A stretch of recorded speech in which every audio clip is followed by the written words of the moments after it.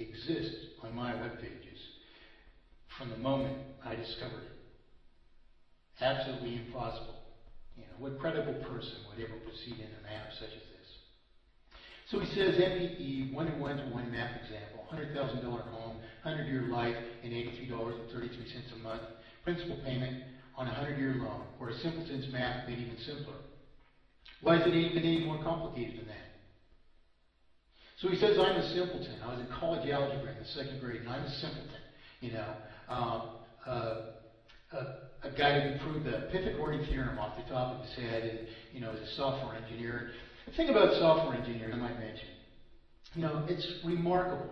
You know, I have, and you know, this since the early 1980s, I have practically never once encountered a software engineer who didn't understand this whole thing the minute I began to speak about it, practically.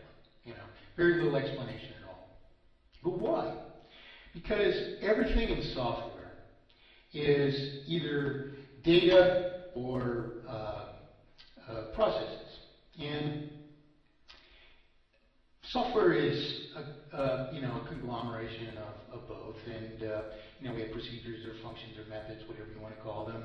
And you know, some pass back values, and some just operate on existent values, either local or remote and whatever, you know. But it's all these processes and data, and we have to constantly be aware of what you might call resource management. That is, if you have a local, you know, method, it's got local variables of local scope to it. They have to, you know, they go out of existence at the end of the method. If you create an object, you can call its constructor. Its constructor calls all the objects, constructors that belongs to it. And when we call the destructor that owner of all those objects, it has to do it in, like, usually reverse order is the most, you know, a safe approach, unless, you know, otherwise that's the most surefire thing to do. And there's patterns to our work which, you know, we're constantly dealing with resource management.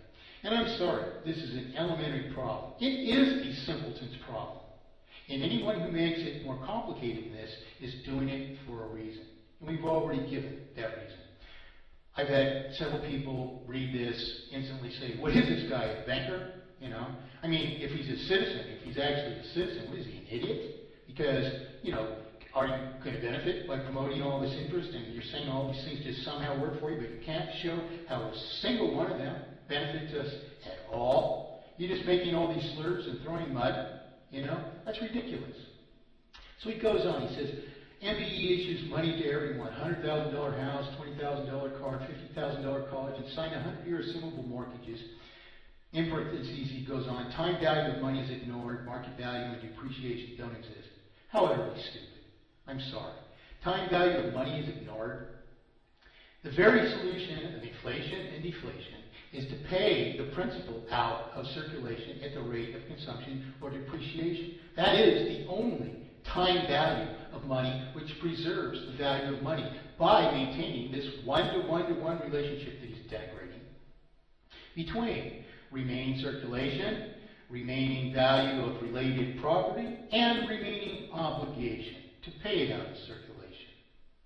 There is no inflation or deflation because eradication of interest and an obligatory schedule of payment maintain a constant relationship between money and the value of the very things that it's meant to represent, which is the very object of immutable tokenization we are after. And there is no other way to accomplish this. Pay a little bit more or pay a little bit less, and you don't have a solution for inflation or deflation. You have engendered one or the other. It's that damn simple. So if anyone wants to pretend there's some other value of time value of money that preserves the value of money, how can that even possibly be? We know better than that. And this jerk is trying to tell us otherwise. He goes on, the people have instant cash, no savings, unqualified credit. It's their own money, according to MPE. Damn right it is. Damn right it is. Absolutely right. Did the bank have this money that they loaned to us? No. We issued a promissory obligation. They published evidence of it on their paper. And he's saying it's their money? That we owe it to them? That it represented their wealth, which justifies interest? This is why we have the problems we do, people. This is the problem that we have to face. It's right here amongst us. He goes on. Demand for housing, autos, and college, etc. explodes, he puts in all caps. Buyers exceed sellers, 100 to 1. Where would you get this, man? I mean, how do you figure that out? You know, he's just throwing that out there arbitrarily. It wouldn't even matter in a mathematically perfected economy because eradication of interest and obligatory schedule of payment still maintain the value of money. Still maintain the value of money. So in order for costs to go up, which is what he's implying here, obviously, we would have to think, oh, now we've been prevented from working to the full degree of our capabilities. We've been prevented from prospering to the degree that we're capable of. Worse, many of us have been put out of work. You know, but now what's going to happen? Sure, we're going to insist when we do go back to work that we're going to get several times our previous wages or something, so that the price of everything goes up. Or the manufacturers who aren't selling anything because the market can't afford to buy it, because all the money is dedicated to servicing debt, they're just going to say, oh, well, let's multiply the prices afterwards or whatever. Let's think that out. How does that happen? You know, so his math is preposterous. Of course, it's only speculative.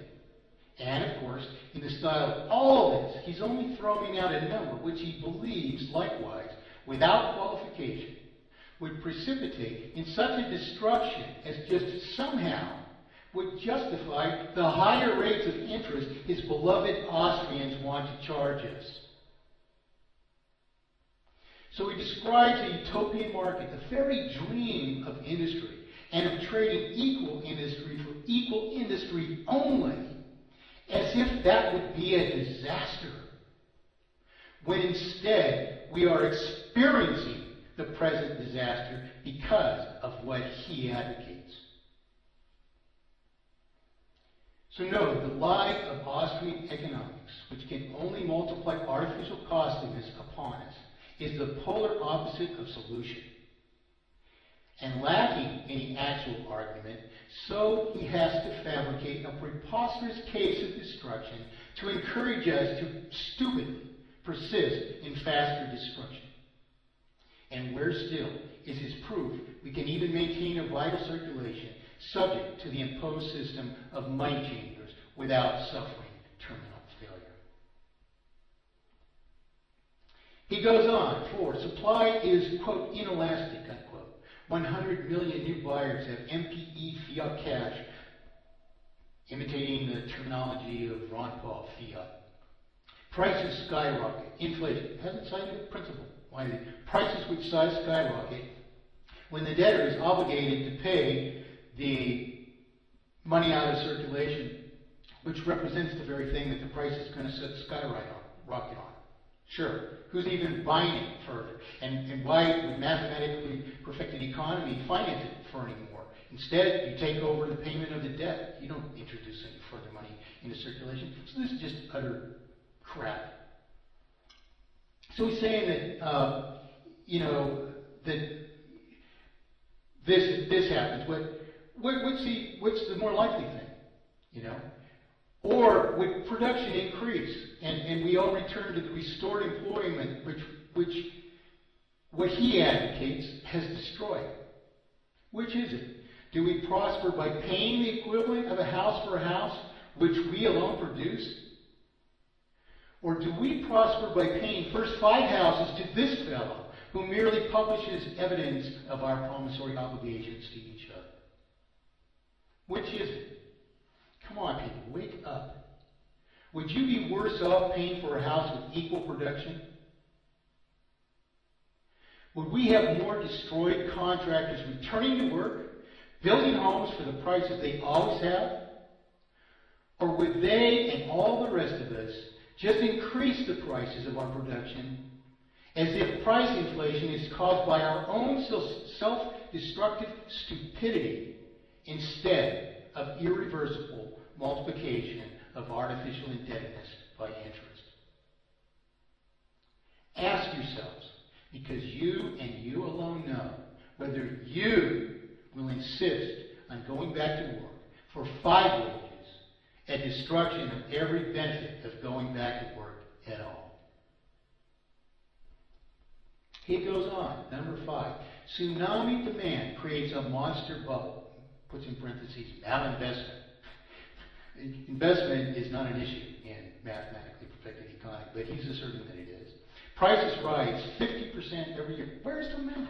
How can that possibly be if we're maintaining a one-to-one-to-one relationship between circulation, remaining value of represented wealth, and the obligation to pay it out of circulation for that very wealth?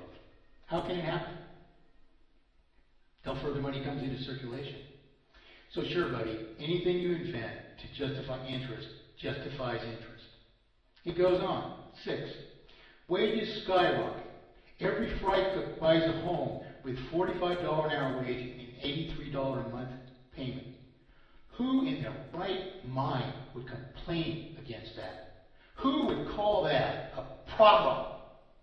You know, that people can afford homes on minimum wages.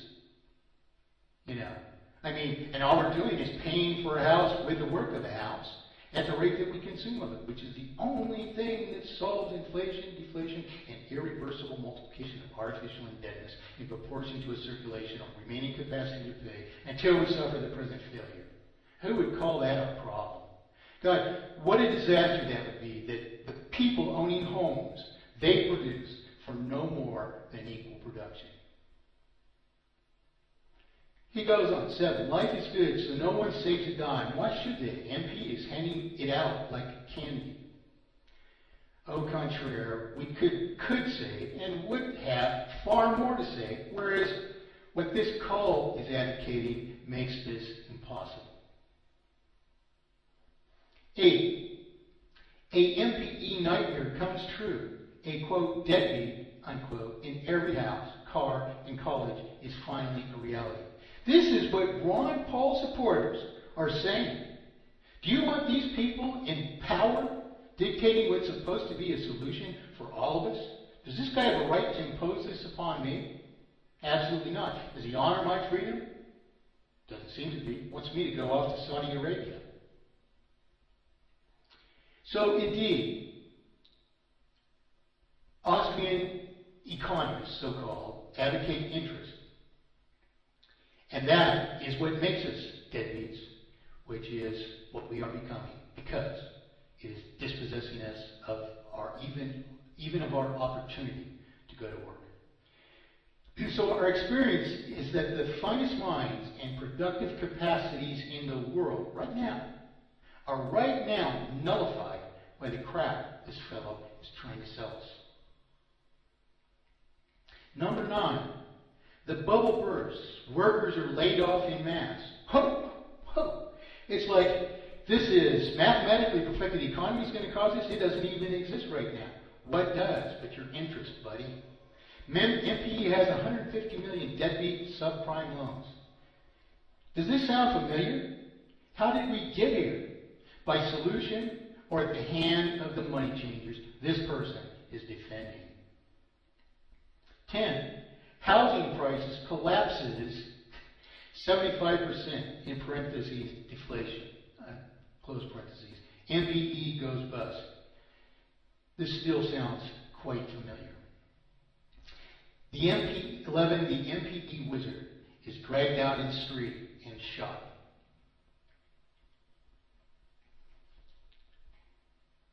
This is as stupid and destructive as George W. Bush, who was apprised of the facts of inevitable failure and singular solution, and then admonished us at the brink of terminal failure that the one thing we don't want to do is, quote, overcorrect, unquote.